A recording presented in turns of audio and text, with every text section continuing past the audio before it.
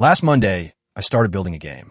Tonight, Sunday, there's a steampunk nautical trading RPG on my disk, an infinite procedural ocean, a dynamic economy, 3 factions, real-time broadside combat, boarding actions, and a crew that deserts. 1 week at full sail. If you quietly go bankrupt, roughly 630 commits in 7 days. I did not write most of those commits. Claude Code did. My job was closer to Admiralty. This is the log of that week. What the agents did, what worked shockingly well, and where the whole thing ran aground. Back in January, I wrote about Ralph Wiggum loops, autonomous coding agents churning through issue backlogs, and their downsides, chief of which was coherence. You can close 71 issues and still end up with a game-shaped pile of features, because no agent ever asks, does this feel right? Iron Tide was, among other things, my attempt to answer that post. The game. Iron Tide. You are the ship. No walking around, no port interiors. A steampunk brigantine with cloth sails and a coal-fired boiler on an infinite procedural ocean. Ports sit under lighthouses. Prices follow supply and demand.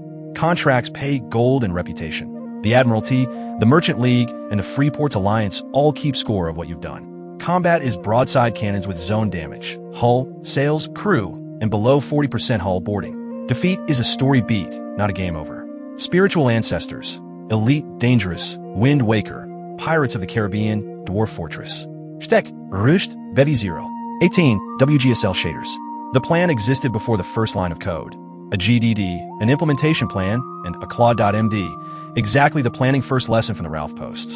The implementation plan defines a series of throwaway prototypes, each answering exactly one design question, grouped by dependency. Rendering foundations, then navigation feel, then core systems, then integration. No building on top of prototype code. Answer the question, learn, rewrite fresh. Monday, the blank page and the best decision of the week Monday. Hour 1. The first ocean, a simple sum of signs swell, plain blue, no reflections yet. And the first island, its beach ring proudly terraced. It gets better. The first 2 prototypes landed 20 minutes apart. P1, a Gerstner Wave ocean shader, and P2, procedural island generation. Classic day 1. The most important thing built on Monday, though, was P0, the agent loop. Before building more game, I had Claude bake an HTTP server into every prototype binary. Get/screenshot, get/state, post/action, post/shutdown. That's the whole trick. An agent that can see what it built and drive what it built doesn't need me for every iteration. The master prompt that then drove the prototypes reads like a shift order. Autonomously improve all existing Iron Tide prototypes to passing quality. Run up to 4 prototypes in parallel. Do not ask for permission between iterations. Do not stop until every prototype passes or is blocked. With rules like fix 1 issue per iteration per prototype. If same fix fails 3 times, document blocker, move to next, and my favorite, the one that carries the whole methodology. Always read screenshots as images, never guess. It ran 4 game windows at once, screenshotted them over HTTP, read the screenshots, fixed shaders, rebuilt, restarted, repeated. The 3-layer kill script, API PID Fuser, exists because early agents kept orphaning processes, the sawing off the branch or sitting on class of bug from the Ralph posts, alive and well. By evening, the ship prototype was generating modular vessels with cloth-simulated sails, and the physics fight had begun. The ship sat on the water like a bath toy instead of in it. 12 straight commits of buoyancy, inertia damping and wave, averaging later, and then the discovery that the Gerstner waves had been inverted the whole time. Sharp troughs instead of sharp crests. An agent had been dutifully polishing an upside-down ocean for hours. A screenshot finally caught it. The shipbuilder at the end of Monday. Cloth sails re-inflating in gusting wind. Race presets reshape the same hull. The dwarf variant is squat, wide, and entirely convinced of itself. A full day/night cycle from the sky prototype. Dawn, noon, golden hour, stars repeat. Tuesday, making water feel like water sailing day. Wind system. Heavy ship physics, inertia, slow turning, wind heel. The ship leans when you run a beam reach and comes about like it weighs 200 tons because its time constants are tuned for exactly that. 2 bugs from today illustrate the texture of agent-driven graphics work. The ocean treadmill. The wave pattern scrolled under the moving ship like a conveyor belt. The fragment shader wasn't compensating for the ship-anchored mesh. Trivial to see, easy to fix once a human notices it in motion. Static screenshots never caught it. I did, watching the window. Frame sequence validation scripts went on the tooling list that minute. The hull, winding order saga. Parametric hull generation produced inside-out meshes twice. The final fix is immortalized in a commit message.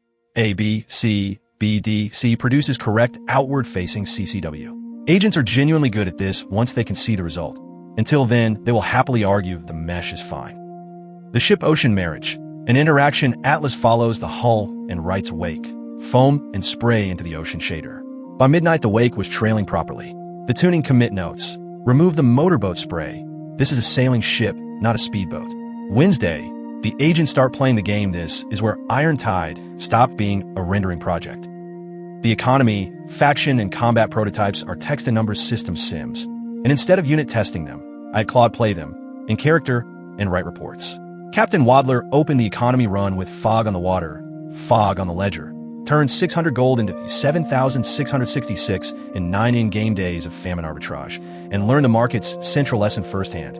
The bigger I dump, the less I get. The faction's run ended with a line-eyed frame. The flag on your mast is made of paper, and all 3 harbor offices are keeping copies. And when the Admiralty Patrol finally caught him running arms, the combat report shrugged. I know the math. I fight anyway. He lost. The game handed him a skiff and 100 gold instead of the game over screen. The system didn't punish the choice with a game over. It punished it with a skiff. These reports are design validation you cannot get from asserts. Each prototype had one question. Each report answers it with evidence and a story. Then the vertical slice. Same ocean, same ship, same economy, one binary, followed by a 44 commit marathon adding the NAV chart, fog of war, port trading UI, coal fuel, faction flags, and combat. An enemy ship, zone damage, HP bars. The vertical slice becomes a game. Wind, sail efficiency, hull/crew/sails, coal, and somewhere to go. The HP bars took 5 commits. Flicker, backside darkening, Z fighting, billboarding. Then the enemy AI got approach, broadside retreat states, and promptly demonstrated a bug where its broadside arc pointed astern, ship _right was rotated 90 degrees, so the enemy politely fired away from you. Coordinate conventions were the single most reliable way to lose an agent hour this week. There is now a rule that every Aten 2 call site documents its convention. Boarding closed the day. Below 40% hull, a blue ring appears. Crews clash, and surrender branches by faction. The Admiralty arrests you. Pirates ransom you. Merchants let you limp off. A 20-minute session now reliably produces a story worth retelling. That was the design question. Answer, yes. Battle stations. Hull barn nearly empty. Blue ring up, boardable. Thursday, Captain Vesper is becalmed. The crew layer went in. Hiring hull, wages, fatigue, morale, and with it the best artifact of the week. I asked Claude to play long sessions in character and keep captain's logs. It invented Captain Vesper, hired 3 sailors, and set out. Then the wind died, 600 meters from harbor. The Crustelsa lighthouse is a thin vertical mark in the haze, 600 meters to the northwest. I can see it. Every sailor on the watch can see it. And the wind is gone entirely. 600 meters is about half a mile. In a dead calm, with no coal, it might as well be the other side of the world. I gave the order to rest the crew. If we weren't moving, I'd rather their morale not break. Aldrich organized a singing watch on the forecastle. Petra cleaned the cannons, though we hadn't fired a shot. Vesper drifted within sight of port for 15 in-game days and graded the experience honestly. They were boring in the way real sailing is probably boring. That's either a feature or a design problem. I suspect it's a design problem. A second captain, Marin Ashfell, went bankrupt instead. Wages ticked out silently every day until the ledger hit 0. 2 sailors deserted without so much as a log banner, and a third died to a pirate broadside. The game is telling me the story of my own negligence. Ashfell wrote of 40 identical wage lines in the journal. It's the most boring and most damning piece of prose I've ever written by accident. His verdict on the wage math, 600 starting gold at 15 a day, is 40 days of runway. That's not a trap. That's a guaranteed bankruptcy if your first run doesn't hit. A roster after a rough fight. One line struck through. Yes, there's a sailor named Vesper. The name generator has favorites. Those 2 logs produced a fixed list no test suite would ever generate. An anchor for fast stops, crew that jury rig sails at sea, a wind forecast, wages slashed, desertion toasts, a 0 crew rescue path, and, after captain number 3, Ashen Redmar, the designated economist, hammered the medicine trade. Symmetric demand impact to kill the last repeatable exploit. This is the answer to January's coherence problem, or the best one I've found. Make the agent play the product and narrate the experience. Do the tests pass? Never finds becalmed at 600 meters. A captain's log does. Friday, the real game in 1 day. Prototype phase over.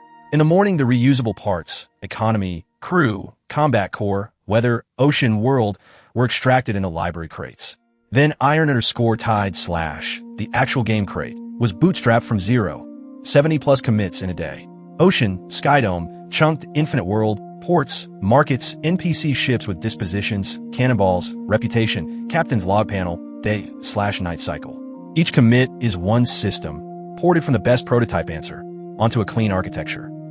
Iron_tide v0, hours old.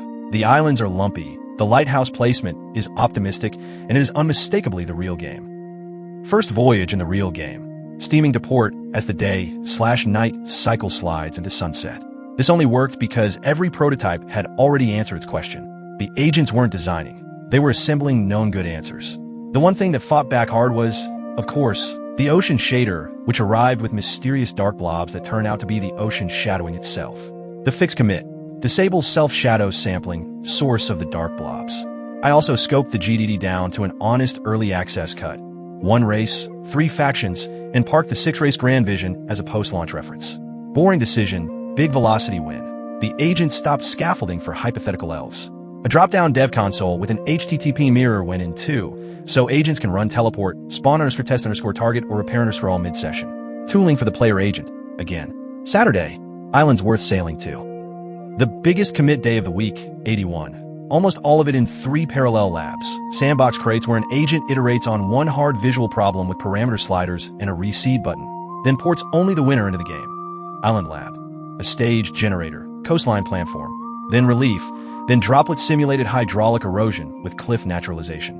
The first version's erosion didn't visibly erode anything.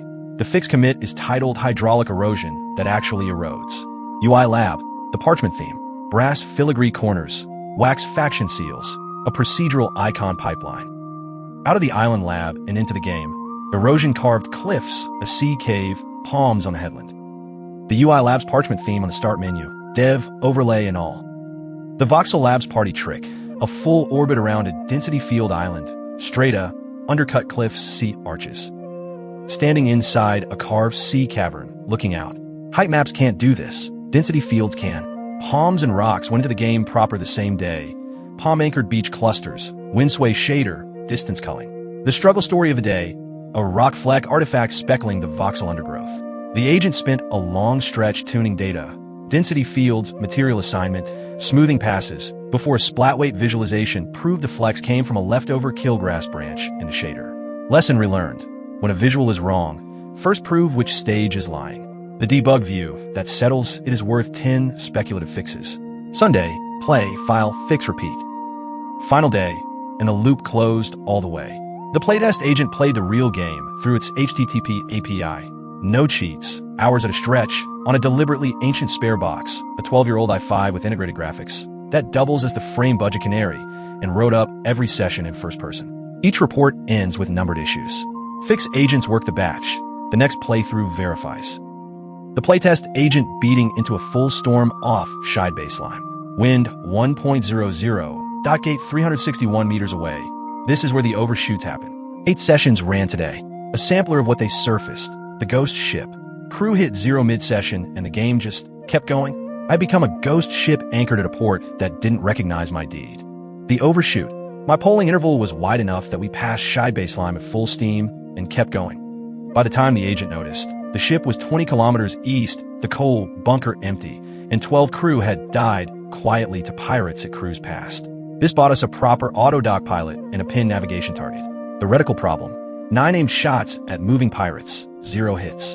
An agent without a reticle is throwing rocks. After an intercept solver went in, the same test hit 42%. Combat went from unwinnable to merely hard, and the fix helps human players just as much. The self-defeating contract. The agent accepted a cold delivery, switched to Steam, and arrived with an empty hold. The boiler had burned the cargo en route because bunker and hold were the same pool. Filed with a proposed bunker/cargo split in the same report. The feral autopilot. Given an unloadable target, the fallback held heading and crawled forward into unexplored ocean, discovering 4 brand new ports. Actually entertaining, but not the documented behavior. A code audit ran between sessions and was unsparing. Mena RS had hit 9,624 lines, one action handler match was 520 lines long, and we'd bumped into Bevy's 16 system perm ceiling twice. The canary for this function is doing too much. The refactor batch landed the same afternoon. 5 modules extracted, each as its own reviewed branch.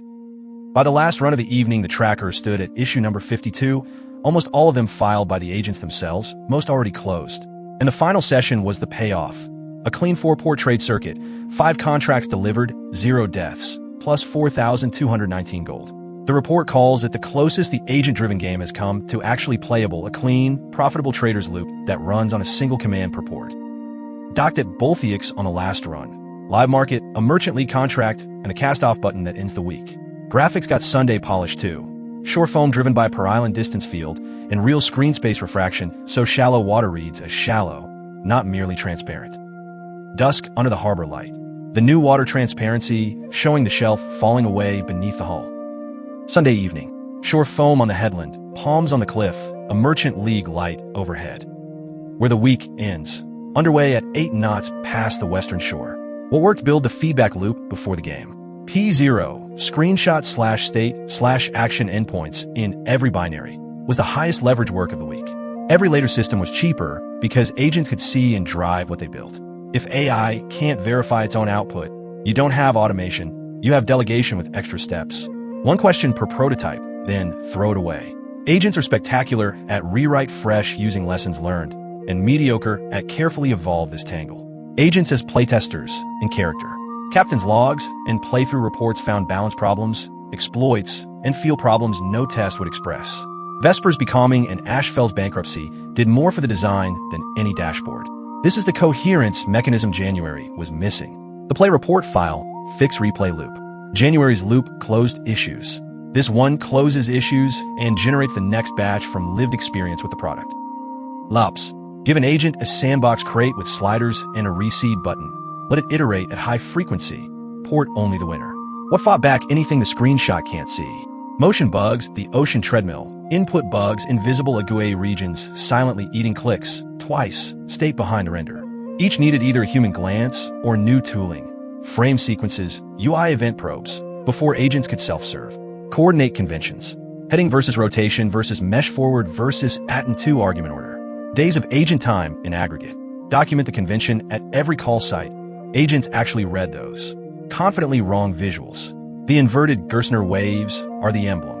Locally plausible, globally upside down, polished indefinitely unless something forces ground truth. Screenshots into the loop early, always.